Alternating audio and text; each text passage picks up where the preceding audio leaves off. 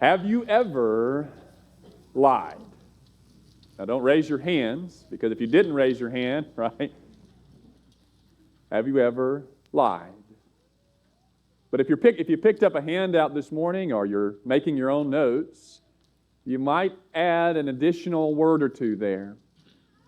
Not simply, have you ever lied, but have you ever lied to yourself? To yourself. And I think that's going to be the first and only blank on the handout that will not be filled in on the screen, if you will. Most of the lies, it seems, that we tell, we tend to tell to other people, right? It seems that way at least.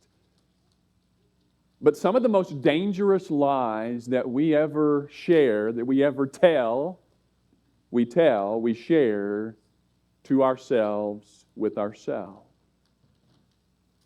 It might be because of a rebellious habit that has taken root in our lives. It might be something that someone in our family or our friend circle, what have you, has began to participate in. But when it comes to certain behaviors and certain ideas and philosophies, we quickly become the best attorney for ourselves, at least for our sinful behaviors. And we begin to tell lies that either excuse sin, soften sin. We rename behaviors to make them sound better. We find ways to gather excuses to make certain things at least more presentable and reassure our guilty conscience. The lies that we tell ourselves. They are lies about worldview, about how you see the world you live in, about how you live in this world.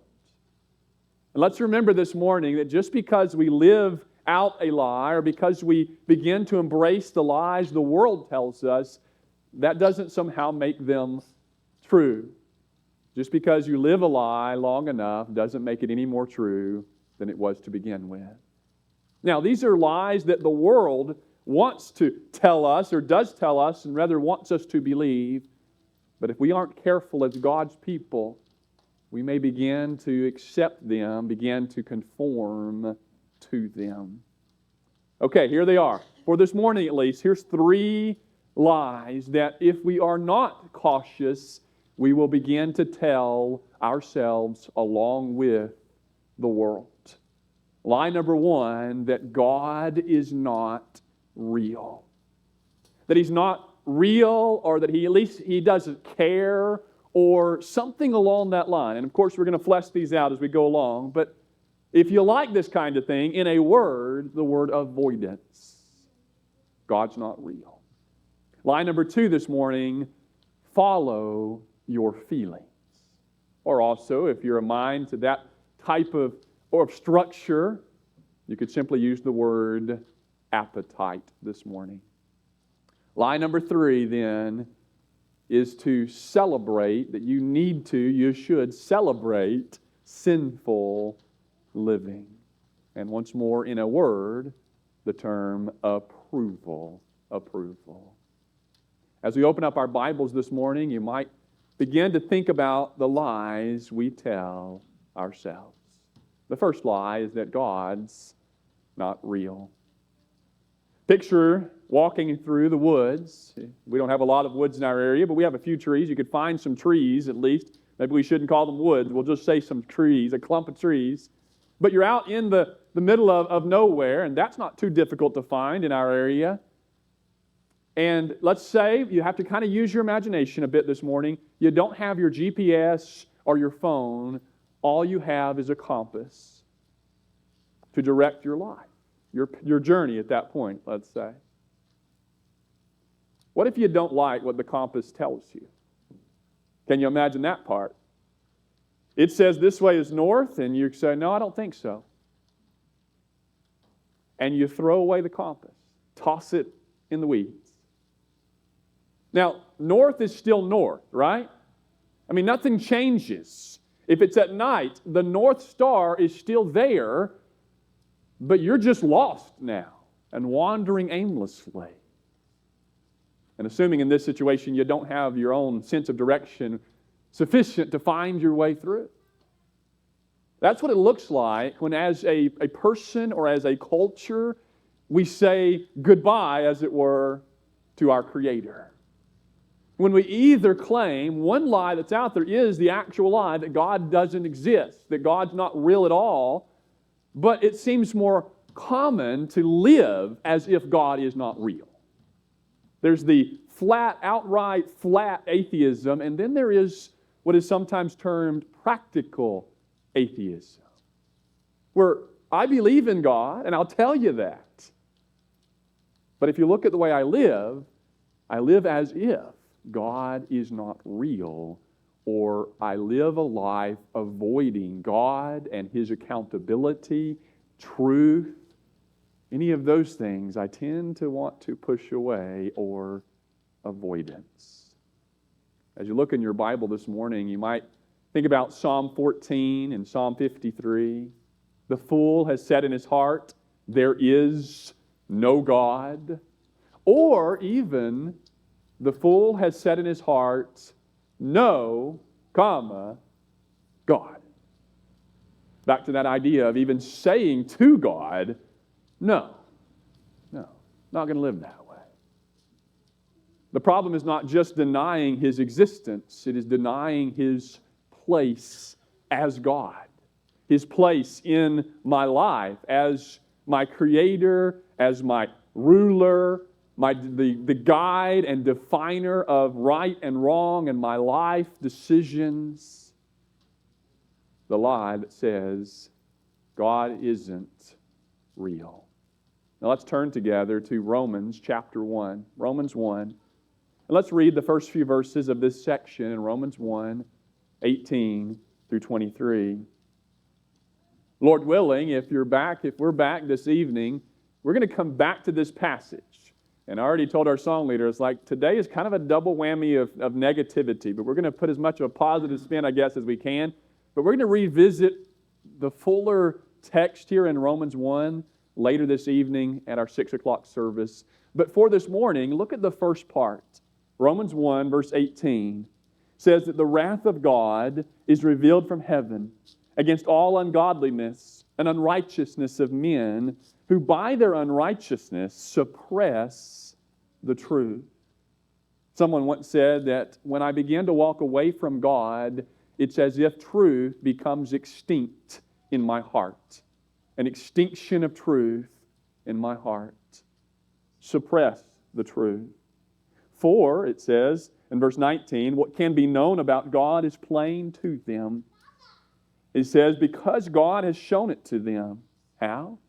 Well, verse 20 says, because His invisible attributes, namely His eternal power and divine nature, have been clearly perceived ever since the creation of the world in the things that have been made. So they are without excuse. For although, verse 21, they knew God, they did not honor God as God or give thanks to Him. There's that, not just necessarily denying His reality, but denying His authority, His place. But they became, the rest of verse 21 says, futile in their thinking, and their foolish hearts were darkened. This is the pathway of this lie that leads away from the God who made us and who created us in a certain order and in a certain way, with certain healthy lives before us that are godly in His pattern. And yet this lie says, no, that's not right. You can just walk your own path, throw away the compass, and then what happens? Well, truth is still truth. God is still God. I just end up lost and wandering aimlessly through life. But then someone says, that whole God thing, Christianity and the Bible, that's just a bunch of silly rules. All you have is just a bunch of rules and restrictions, and you can't do this, and you have to do this. But everybody has rules. Even the most staunch atheist they have certain rules. You really can't go through life and not have, you may not call them rules or laws or commandments or But everybody has certain rules or certain things they won't do and certain things they think they have to do. The difference is in how far things go, and the biggest difference really is in the source of them. If I remove God from the picture, then they're just rules that I made up or you made up or we agreed together and vote on it, I guess, and it's a majority rule, but everybody has rules. Some people like to push how far they'll go without rules, but everybody ends somewhere. Maybe it's just the rule, I don't want you to take my life. I mean, that might be the most basic, right? That's my rule, don't kill me. Everybody has rules. And so when you come back around to the question, which rules are really silly? The ones that say, well, don't do that because I don't like it. Or the ones that say, God created us to live this way as a good creator God. Maybe I shouldn't violate and rebel against a good creator God. The reality is that God is worthy of our adoration, our worship, and our, yes, submission, not our avoidance. God's not real, the lie says. The truth is, God is the most, if you will, if you want to think about it this way, the most real thing there ever was. And in His goodness and greatness and vastness and majestic glory, He is the one to be adored, not avoided. Think back to Romans 1:21. They knew God, but instead did not honor Him as God. God's not real is a lie we tell ourselves. And then, because of that, the second lie is that you need to follow your feelings.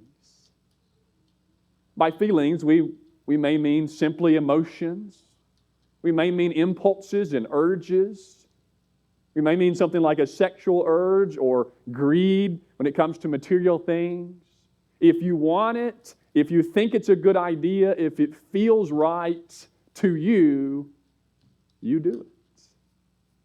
Now, some of those who have some influence in our world, now one example that comes to mind is Charlie Kirk. Some have popularized a pushback to that says, instead of follow your feelings, it says what? Facts over feelings. Feelings have their place, but there is a hierarchy in reality. But the lie says, follow your feelings, or in a word, appetites. We don't mean just our stomach appetite, but using that word here is a way of referring to following the different appetites, the different desires we have. Now, God creates us innately with certain desires that are good.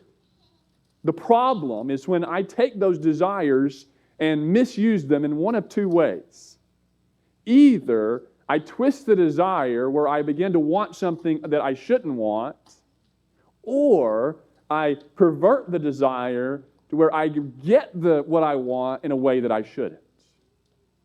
A couple of examples. The first one, where I want something I shouldn't want, it might be even I want someone I shouldn't want. Maybe it's somebody else's spouse. For the second one, it might be that, yes, I want this nice material thing, and there's nothing inherently wrong with wanting and having things, even nice things, but maybe I'm just going to walk out of the store with it. I'm going to take it in a way that I shouldn't. The lie says, follow your feelings, trust your heart. The Bible says that if I do that, I may end up looking like a fool. Now, feelings are important. They do matter. We're not here today to say don't ever feel, don't have any, but they make terrible guidance or a terrible master. You can think of it that way, that feelings, for instance, they make a great motivator. Emotions and feelings and desires are great for motivation often, but they are terrible at defining what is right and determining how I should live. Proverbs 14, verse 12, is when the proverb writer observes that there is a way that seems right, fill in there, that feels right, that looks right to me, I reason it out. I think this makes sense to my human reasoning, and it may be that attorney is coming out again, and I'm figuring out a way to justify a behavior I want to do. There's a way that seems right to a man, to humanity. But what does the rest of Proverbs 14, verse 12 say?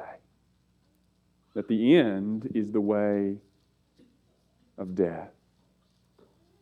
And then you have Proverbs 21, verse 17, that cautions us against a life devoted to pleasure, to following our feelings, to what feels good, what tastes good, what we determine to be good. Do you see how these two lies connect? God's not real, or God doesn't care, or I shouldn't care about God. Instead, I will follow my feelings. Go back with me now to Romans chapter 1. And in Romans chapter 1, verses 26 and 27, you have the behaviors that today we would probably label something like homosexuality and lesbianism, where the desires, once more, are exchanged and turned and twisted. A healthy desire fulfilled within marriage between a man and a woman becomes something ungodly that violates the created order. And then in verses 28 through 31, there is this list.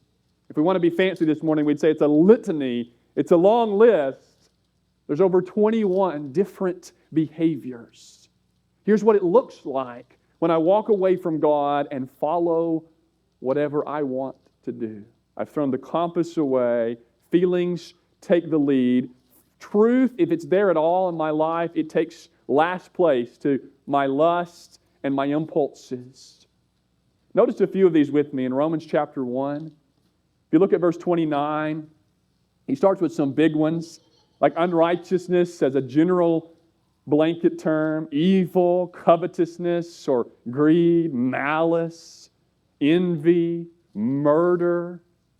By the way, as you read through the Scriptures, you can formulate this basic definition of murder, that it is the innocent taking, or it is the taking, rather, the intentional taking, if I can get my own words together this morning, the intentional taking of innocent life. It is distinct from manslaughter, that's why this is intentional. And it is distinct from something like self-defense, that's why it is the intentional taking of innocent life. But that applies to the youngest and most vulnerable, to someone who's still in their mother's womb. It applies to the eldest and also on the vulnerable end of things among us. Even though the lie says, the lie now becomes, begins to excuse things and say, well, at a certain point, we can't afford facilities. And then we label it. We call the first one abortion. We call the second one euthanasia, as if that makes it better. Follow your feelings. But come back to the text with me. Look at Romans 1 again. And notice some of the others. I mean, malice and murder, those sound bad, and they are. But then he says at the beginning of verse 30, well, it's really the tail end of 29 and 30. It's one sentence here. They are gossips, slanderers. The first one is when I whisper around behind your back. The second one is when I don't really care who hears what I say about you. And then there's this little one here. The verse 30 goes on and says, disobedient to parents. There might be some of us in here this morning that kind of wish Paul hadn't written that part. And then he closes by foolish, faithless, heartless, and ruthless. This is what happens when I dethrone God and I enthrone myself, my own God, my own impulses and desires. The lie says, follow your feelings. The truth is that I need accountability, not just appetite in my life. It appears that part of the drive behind pushing God out of our lives, out of our culture, and then bringing in ideas like follow your heart, follow your feelings, is because we don't want to be held accountable for how we behave. That's the big lie number 2. Big lie number 1, God's not real. Number 2, follow your feelings. And now here's the third one this morning: to celebrate sinful living. It's when you're at a ball game and somebody cheers when they shouldn't cheer. You been there? And it may be that they say, well, that was really nice. I mean, that was a great play. And you go, but we're here to support the person on the other team, right? Maybe it's a high school game and you're there and you know somebody on this team. Now, it can get tricky when you know people on both sides, right? But let's keep it simple. You don't know anybody on the other team. You're here for this team. This is your team. But the other team scores and you cheer. I mean, that might be worse than if you were maybe playing on the other team. Or take it up another notch. Let's say you're on a team, you're on the sideline, and you cheer when the other team scores a home run. I mean, what would that be like? That would be worse than being the person who scored. I mean, you get that. It's your team. You're going to try to compete and be an athlete. But to cheer for the wrong team? Who does that? Now take it up a whole other big notch. What happens when I cheer, when I celebrate, when I excuse, when I share, when I put it into the modern social media, when I reshare or I like or I comment and support of sin?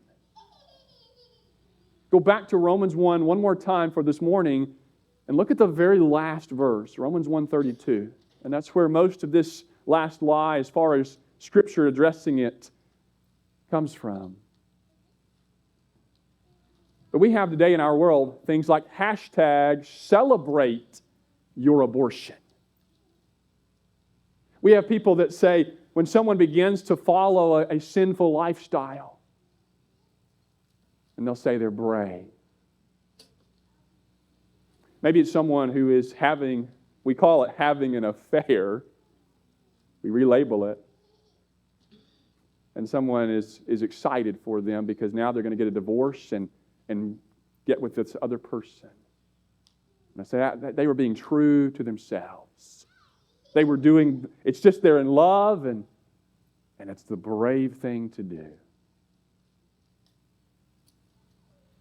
In Romans chapter 1, verse 32, he says that these individuals who have walked away from God, they know better. They know God's righteous decree. That those who practice such things deserve death. It's the road to death, destruction, and ruin.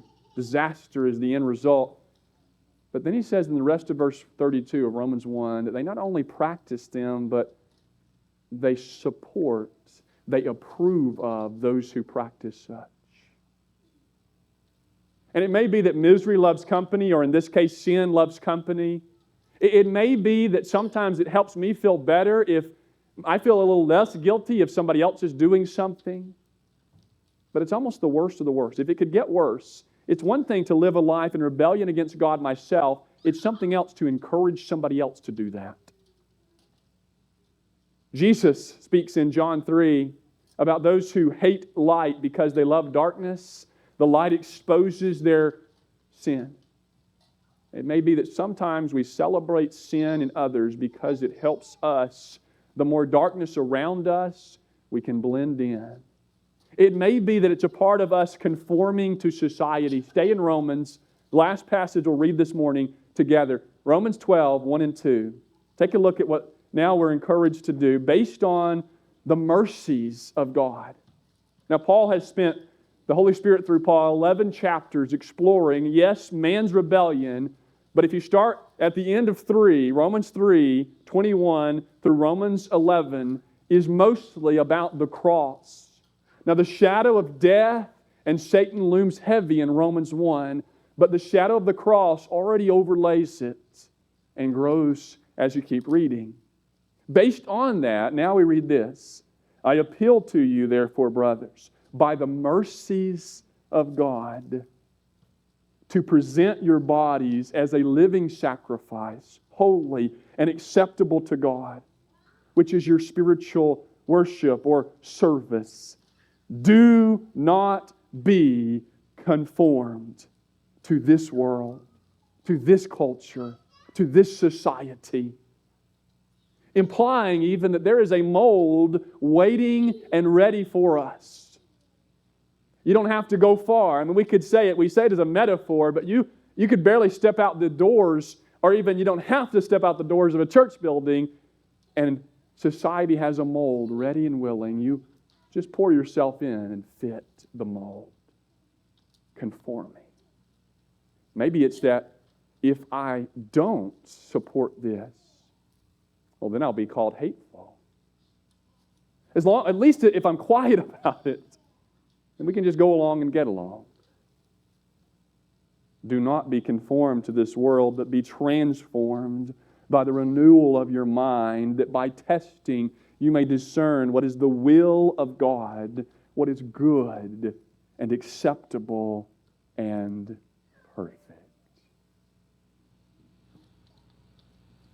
In a world that says you need to affirm and support everything, the truth is that I need to make sure I am aligned, or I have alignment with God's will.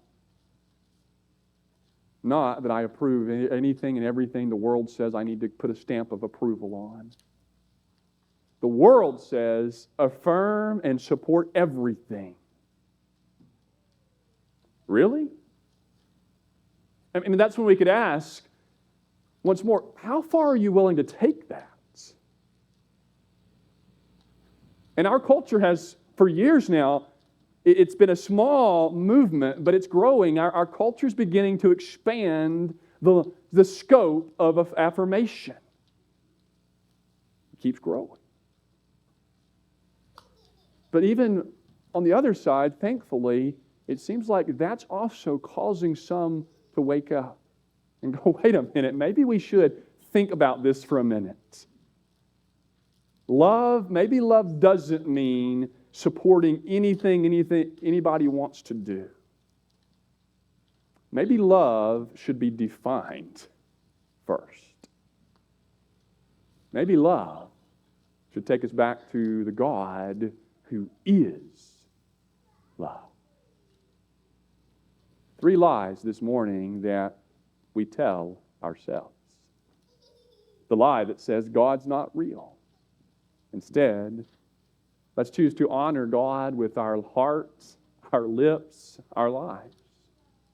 The lie that says follow your feelings. Maybe I should test my feelings. Maybe just because I feel a certain way doesn't mean I need to act a certain way. Maybe I need to rethrone God and dethrone me. The lie that says celebrate sinful living. Maybe I need to celebrate and encourage people to live like Jesus. What if I did that instead? What if I celebrated and rejoiced when people repented of their sins instead of lived in their sins? What if I encouraged other people not to gossip and call it prayer concern, but what if I encourage people to truly pray and reach out to one another, even in times of struggle? Our God created us. Our God created us with a path before us of goodness, of healthiness, of grace and love. Now, because of sin, that path will at times have difficulty and pain and trouble.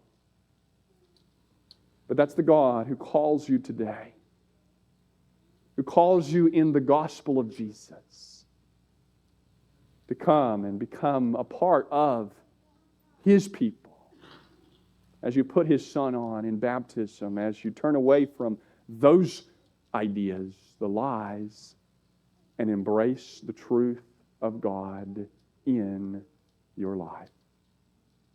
Let's be people who live in the God of truth. as we stand and sing together.